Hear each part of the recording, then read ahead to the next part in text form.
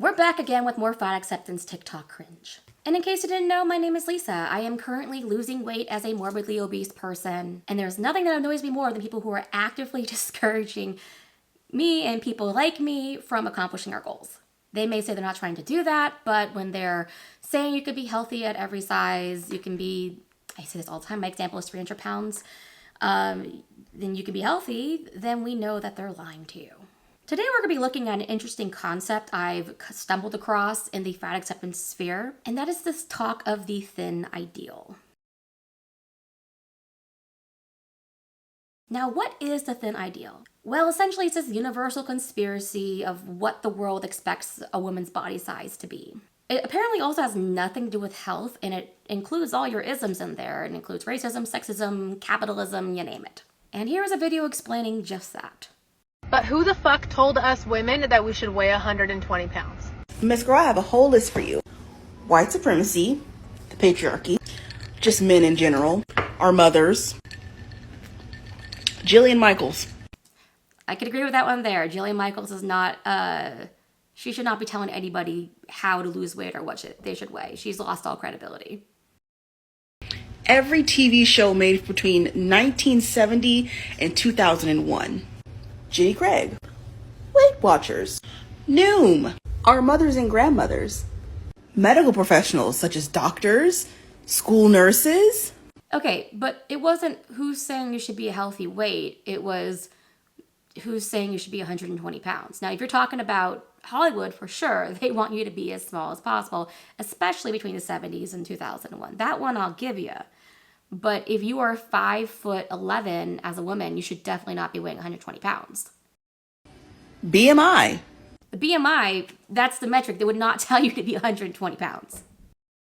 I can go on and on and on. Women are fed from the time we can digest media and hunger cues and signals that we should be thin, no matter the toll it takes on our bodies mentally, emotionally, or physically. It doesn't matter. Thinness is the ultimate goal. So, welcome to Anti-Diet Culture. I'm so glad some more of you are joining. And I hope if this message comes from a fat woman that you guys are as supportive as you are in her comments. Yikes. Yeah, so that is the thin ideal. And that is, it's basically society telling you you need to be a certain weight. And let's be honest about it. Not everybody can be 120 pounds. Okay, and not everybody should be 120 pounds. Everybody has a different height, everybody has a different body type, and they always use that as the example. They always use, well, not everybody can be that thin. Well, not everybody's trying to get you to be that thin. We're just not trying to have you be that big. I mean, I always use myself as an example. I'm over 300 pounds. I'm almost under 300 pounds. Very excited to almost get there. Maybe I won't be 120 pounds. Maybe that's not healthy for me. Maybe I'll be 150 and that's where I stop and I'll look great and I'll feel great. And that's fine too. But 150 is definitely better than 300. And if you can't see that, I don't know what to say to you. But yeah, and that's ended up resulting in talk like this, as you can see in our second video. 3 reasons why I no longer compliment weight loss. 1, they may have lost weight for unhealthy reasons or via unhealthy means. Illnesses such as cancer or mental health struggles such as depression or high stress can lead to substantial weight loss. And they may have achieved the weight loss through disordered eating, which you obviously don't want to encourage. If somebody has lost weight and they haven't brought it up, yeah, you should say nothing. But if somebody says, hey, I lost weight, and they seem happy about it, go ahead and congratulate them. Go ahead and compliment them. That's something that they have opened up to you about.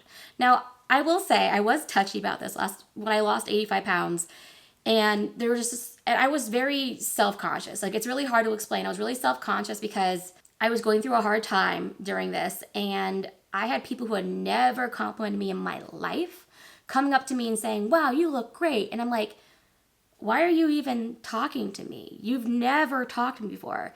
You don't know how I lost weight. So I understand from that perspective.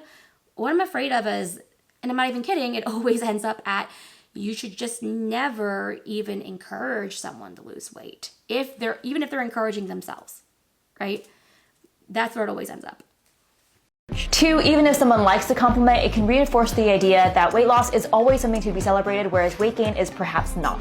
See, that's what she says there. Even if somebody likes the compliment, you're encouraging them that weight loss is good. And yeah, maybe if they're dealing with an eating disorder and that compliment's going to trigger it.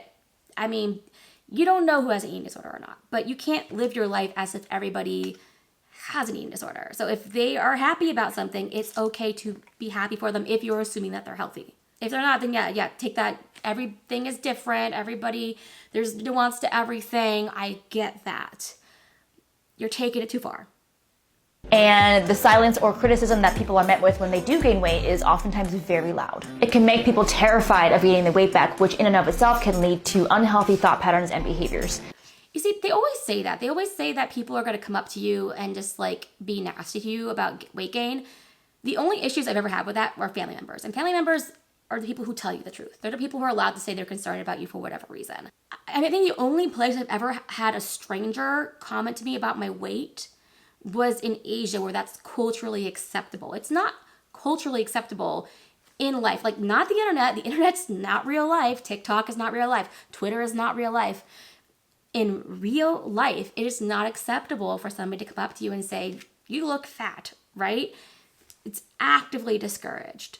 Sure, they'll do it anonymously on the internet, or they'll even do it as personalities on the internet to get clout. I just don't actually, I've never experienced that. I've been fat for most of my life. I've never had anyone in the United States come up to me and be like, hey, fatty. In fact, I've actually gotten more compliments as a big person than I did anywhere else. Like, I've been catcalled. Not that I wanted to be catcalled, but I'm just saying somebody found me attractive in some way, whether or not I liked it. And they like did, like, they're like, woo, like that, but they're like, yeah, and you know. I laugh at that. I mean, it was weird, but I laughed because they were on a bus and I wasn't like worried or afraid or anything. I was just like, what in the world? It's like the only thing I've ever experienced in regards to my weight as a fat person in America. So I don't know what stranger's walking up to you and telling you this. I don't know. This perpetuates weight stigma. 3, it's literally none of your business. Remember, you don't have to comment on someone's body size ever. Yeah, I agree with that. You don't have to comment on someone's body size if you don't know them. I mean, and honestly, if they don't bring it up, that's what I mean. If they don't bring it up, you don't have to comment. Now, if you're really, really close, if you're family, and you're actually concerned for somebody, like say they gained 100 pounds out of nowhere, and you're like, hey, is everything okay? They might be offended, but, maybe they need help. I get that. And if they say, I don't want to talk about it, then you don't have to talk about it. But saying you don't talk about it at all ever, it's too far. And all this talk is now leading to the fat acceptance community and the fat acceptance influencers on TikTok to come out with this idea of mourning the thin self or mourning the thin ideal. Sometimes grieving the thin ideal. It's various mix and matches and mashups of those terms. And it's all as in mourning the idea that they will never be thin. Now, I cannot even begin to describe how messed up this is and how it exemplifies everything that's wrong with the fat acceptance community. The fat acceptance community states over and over again how it's impossible for them to lose weight, how it's wrong for them to lose weight, how it's unhealthy for them to lose weight due to various diseases A, B, C, and D. But also, they'll go as far to tell you how it's impossible for you to lose weight and how you shouldn't lose weight. And if you do lose weight, you're fatphobic. Now, you can do whatever you want with your life. I mean, I'll be honest with you. I'll tell you the truth. But you can do whatever you want with your life. But don't lie to me and tell me that I'm healthy. You're taking it too far. And it's just sad. I feel sad for these people because they've given up. They've been given no help, clearly. And now they're saying you shouldn't get help either. So now you have a whole community of people reinforcing these toxic ideas. Let me show you some more of what I mean. And like I said, it's sad. I'm not mocking them. I'm not making fun of them. I'm angry that they've been made to feel this way. I'm not angry at them. I'm angry they've been made to feel this way. So I feel sorry for them. Let's make that clear. We're not here to make fun of these people. We're here to be mad at what brought them to this point. There's a specific experience within the fat experience that not every fat person experiences, but I don't hear it talked about enough. That is mourning the thin you. See, I can already tell by looking at this person. She believes what she's saying. She seems like she's probably a very nice person who's thought really hard about this. She probably went through some really hard things in her life. She's probably tried to lose weight and she couldn't. And I will give her the benefit of the doubt. I'm sure she received horrible medical advice. I'm sure she received horrible dietary advice, and she's been put in this position. I'm not holding that against her. I'm not one of those things like, well, you lack willpower. That's not true. I don't believe in that. I think it is possible to lose weight. I feel like we have not been giving the right tools to lose weight. So right out the bat, I could tell, like, she probably went through a lot. I grew up fat. I grew up fat with a thin, beautiful mother. That always seems to be the story, right? There's always like a thin, beautiful mother and then an overweight daughter. And I don't know why that happens. I know it's like statistically, if you're overweight, your mom was overweight, but there seems to be like, I feel like the most toxic like body image issues comes from if your mother was thin and you were overweight. I know that I had that issue as well. My mom had grown up thin, and she gained weight, and then she was upset about me having gained weight. And little did she know I had a whole bunch of hormonal disorders. It wasn't her fault. It wasn't my fault. And I wasn't treated for that. And I mean, she tried to get me treated. She took me to doctors. Doctors ignored the issue. But that doesn't mean I should have gained weight, right? If I had just been treated, those issues that I had that made me overeat because I was tired, because I was hungry from the hormonal issues, would not have even been an issue. And I can't help but wonder if those same issues affected her as well. I mean, I have to give them the benefit of the doubt. I did live through this myself. I was on fad diets before I was 10. Same. Had disordered eating. There was this idea in my head of thin me, of waking up one day and just being skinny, or even weird fantasies of like, oh, I got shot in the stomach and the doctors just had to give me liposuction. Weird stuff like that growing up. Yeah, so that probably goes along with her disordered eating. I never had disordered eating. I never had an ED. So I never experienced those weird fantasies. I mean, I did kind of be like, oh, what would it be like to be thin? But I never really took it that far. So I can definitely see she does have a bigger mental component to this than I had. And I used to struggle really hard, be like, why can't I look like other people? Why can't I get my body to look like pretty girls? I really had to kill that idea. I had to mourn it. I had to accept that they were there and then move past it. It's so sad. I mean, it's so sad that she's given up and that she feels that way. I don't know what could get through to a person like this, because now you have the Fat Acceptance Committee saying, yeah, yes, girl, good for you. But I mean, I don't think the other side of the issue helps either. I don't think fitness influencers do her any good. She says, we just have to buckle down and cut your calories and work really hard. I mean, it doesn't work for everyone, okay? Why is the person struggling to cut calories? It's not a willpower issue. It's they're hungry issue. And you'll see people talk about hunger cues a lot on Fat Acceptance TikTok about listen to your hunger cues. I'm sorry. If you are massively overweight, you probably have messed up hunger cues. So you need to fix that. You need to fix what's causing those hunger cues, and then you can actually lose weight.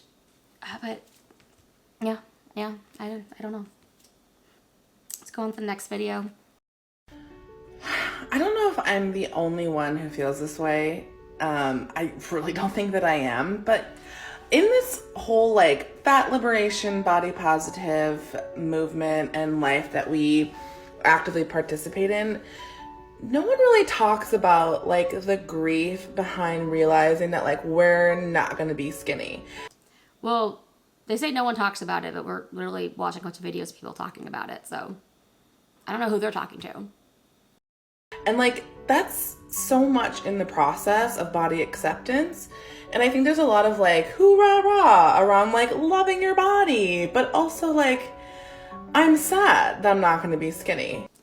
Well, see, that shows they haven't fully accepted the body positivity message, because they probably know deep down that they should lose weight. They just don't have the tools to do so. And they've been led to believe that it's impossible to do so. That's just not the case. I'm sorry, girl, you've been lied to your whole life. That's all I can say. Not because I want to be skinny, but because I'm going to have to constantly for the rest of my life consciously react to other people's internalized fat phobia against me when I'm not doing it to myself. Okay, so now it's everybody else's problem. You almost had me. You did. You almost had me. I was feeling sorry for you, but now you're making it my problem. Like I said, I said this before, nobody in the real world is commenting on your body outside your family or your really close friends. And then you can argue with them as much as you like about whether you want them to do that or not. But nobody else is going to be doing that. Just get off the internet. And it's like, it's not my body I'm sad about, it's society that I'm grieving. Am I the only one who feels this way? See, I don't believe you. I think it is you grieving about yourself. And I don't think society has anything to do with it. I think you're blaming society for an insecurity that you have. We're going to the next video. And I know this one starts with a little bit of her video and they've like stitched it together. So just keep that in mind. No one really talks about like the grief behind realizing that like we're not gonna be skinny is how that sentence ends, and I totally agree. It's something I think about and wish we talked about more. Like, even if I, personally decide to love myself in the body I have now, recognizing that human beings don't have very much control over the size of their body as much as weight stigma wants them to believe, and then choosing to live my best life, as best as I can to my ability with the body I have. But knowing that even though I don't want to be thin for its own sake, I want to have that fair shake that thin people get. So what she's talking about is that thin privilege aspect of people being perceived better because they're all small. There is evidence to suggest that's a thing. People, if you're prettier, you have what they call that pretty privilege. If they're thinner, you have the thin privilege. That is a thing that does exist to some extent. People who are better looking will always get further in life in some way. I mean, just look at Hollywood. You don't see a lot of unattractive people in Hollywood, and if they are, they're probably the best actors in the world, right? I mean, everybody looks at someone like Tilda Swinton and say, oh, she's beautiful, but really she's not conventionally beautiful. She's weird beautiful, right? And the only reason why we look at her and say, oh, she's weird beautiful is because she's also matched with fantastic talent. That is a component. But if, let's say she was just a subpar actor, people would not probably regard her as being weird beautiful as much as they do. I know that's kind of a complicated topic to talk about. So I get what she's saying. That being said, she is really attractive. This woman is really pretty. And she looks like she takes, she puts effort into her look and stuff. And she's probably one of those people who was I tried really hard. I had the willpower, I had the effort, and I didn't lose weight. And it's girls, because you've been lied to. You've been lied to about how you should have tried to lose weight. And that's not your fault. I'm just sad to see that you've given up into the fat acceptance community to believe that you will never lose weight and that you could never lose weight. You're being lied to on both ends. And that's not your fault. I don't hold that against her as much as I did the other person. And fat folks who have become thin or thin people who've become fat, whether they've gone back and forth, they tell you people treat you better when you're thin. And I grieve that I'll never get to have that I'll always be judged by what people associate with fatness. They won't give me a fair shake. No matter how fully I'm living for myself, other people just won't do that. Yeah. So yeah, you're seeing people like this. It's sad that they feel this way. It's kind of like that, it's like they've gone through the stages of, diet culture, except it's the stages of grief, right? And now they finally gotten to acceptance, and it's oh, you're accepting the wrong thing. Yeah, so the next video, we're gonna go to our favorite fat influencer, who is Hannah Talks Bodies. We all know how much I don't like her. I don't think she's helping anyone. I know that she thinks that she's helping, but so this video that she's made is in response to a video of hers basically saying it's impossible for you to lose weight, for anyone to lose weight, how long-term weight loss is not sustainable. Which, oh my God, I just can't even. But apparently she upset a lot of people, and so now she's, instead of saying, hey, it's not true for everybody, or hey, you do you, she's like, you're just gonna have to learn to accept that you're never gonna be thin. Let's check it out. And it's 2 parts. Oh boy, my last video had a very extreme mixed response. A lot of people said that they thought it was negative. They felt like I was stealing their hope. There were people who were talking about potentially if they felt like they could never be thin, just a lot of really extreme negative emotions. And while normally my videos focus on fat liberation, which is the external work of getting the world to treat fat people like human beings who deserve respect, I think it's time to talk about the internal work. Yeah, so it's not her fault for making you feel that way. You should just have a tougher skin and learn that you can never lose weight, that you're always going to be fat. This is why I don't like you, Hannah. Which is healing our fatness wounds, healing our hearts and our minds, and pursuing self-acceptance. It seems like many of you are entering the process of grieving the thin ideal. Yeah, so let's talk about self-acceptance for a while. Because this is why I've referred to her as Maleficent. Because she's actively doing harm. She's telling you, you'll never lose weight, just accept it. It's okay to have this grieving process. It's emotionally manipulative. It's bad. It's not good. And whereas I could feel sorry for the other women in this, where I'm like, I wish we could have a conversation, talk about it. I don't think I could talk to this person. I don't think we could have like a level-headed conversation over this. Because her ideas and her beliefs are so out there and they're so harmful. It's like, how can you find a middle ground on something that's like, it's essentially evil? That's the only way I know how to put it. It's so bad. It's so bad. You're encouraging people to be unhealthy by telling them to accept their fatness. It's bad. Which is an important stage in the road to self-acceptance. When I first learned about the futility of lifelong weight loss, I experienced this. I was so angry because my entire life had been built around weight loss. I had worked so hard. I had spent so much time and money and energy trying to become a thin person. Gotta do a part 2. Yeah. My last video was about projection. That's once again projection. She could not lose weight, and so therefore everybody else cannot lose weight, including you.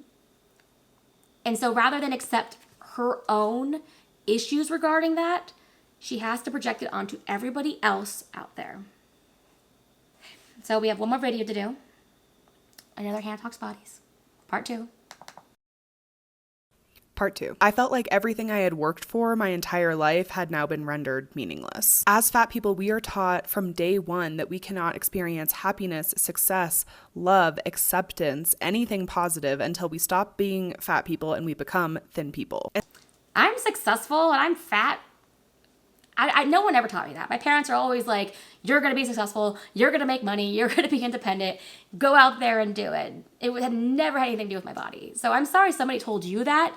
Doesn't mean that everybody else was. And people always talk about society, like whatever. Fat, successful people exist, right? And so we spend our lives, our money, our time chasing this illusion, this uncatchable thing. Okay, look at her eyes there. She's talking about that she's happy. I'm sorry, I can see your micro expressions. You're happy telling people it's an illusion because you believe it's an illusion. You want people to be deluded with you. And many of us even get a taste of thinness. I did. When I was in my eating disorder, I was considered thin, and it was unbelievable the difference in how people treated me, how positive it was. But then inevitably the weight comes back because of biology, and it has nothing to do with lack of willpower. Yeah, it has nothing to do with lack of willpower. I mean, there are other issues. It's not biology. It's inflammation. It's hormones. It's those kinds of things that make you regain the weight because you did not lose it healthily. And let's talk about that. She did not lose her weight healthily. I'm very sorry that she had an eating disorder. That sucks. But then you didn't have the experience of somebody who lost weight healthily. So you cannot apply that same mentality to everybody else. And so when I learned about the futility of lifelong weight loss, I did grieve the thin ideal. But when I was done, it was like the world had opened up to me because I could stop wasting my life and I could start living it. It was like I was released from the prison of hating myself. And this is what I hope for all of you as well. So she talks here about living her life. I mean, I was fat and I lived in Japan for 6 years. I traveled the world, went to 20 countries. I was a fat person in a whole bunch of Asian countries full of like really skinny people. Nobody cared. Literally nobody cared. I didn't care. I was allowed to do things, whatever I wanted, okay? Being fat does not stop you from living your life. Just gonna put it out there. I mean, to be fair, There were things that I wanted to do that I could not do because I was fat. Like, I did not make it to the top of Mount Fuji because I had undiagnosed asthma, and I got to that thin air, and that was terrible, and I was not in the best of shape. I tried, I made the effort. One day I'm going to do it for real. So yeah, there was that. That was the barrier, but that was my own fault, essentially. I mean, I guess it was kind of doctor's faults too for not diagnosing me with asthma when I had it. But my point is that you can go out and live your life as a fat person and still try to lose weight. I mean, why are those two things mutually exclusive? They're not. And that's why it brings me back to why I dislike this horrifically depressing talk so much, especially when she's doing it. She's just actively discouraging you from losing weight. She's telling you it's impossible. She's telling you that not only is it impossible, but that you should just, accept it and move on and live your life. Why can't you do both? I don't understand. I don't understand why she thinks this way. I'm sorry that it consumed your entire life, but it doesn't mean it consumes our life, right? Like, please tell me I'm not, kidding myself here. I still have a lot of grand ambitions. We talk about this all the time. I'm the goal king, right? I set and accomplish goals. I am successful. I do things. I love to do things. I love to be successful. I'm going to be successful at this too. I think I finally figured it out. I finally figured out how to lose weight healthily, slowly, steadily, long lasting.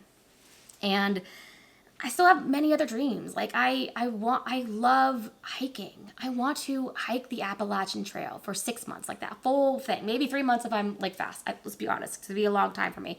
4 months if I'm lucky. I want to do that whole thing. I want to get to the top of Mount Fuji. I want to climb other mountains. I want to have fun. Like working my body to the point where you're so exhausted that you feel like you're gonna fall over and drop because you pushed yourself to the human limit. And I miss that. I miss doing that in my 20s. And unfortunately, I've been so injured since then that I haven't been able to. But with weight loss, I can get there.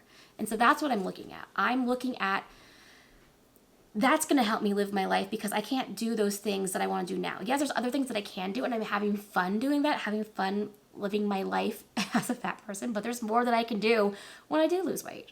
And yeah, I don't like being actively discouraged. I don't like that. I take it personally. I'm just committed. I take it personally. Anyways, that's all for right now. People told me in my last video I wasn't mean enough. I don't know if I can be mean. I can be irritated. It's probably as mean as I get.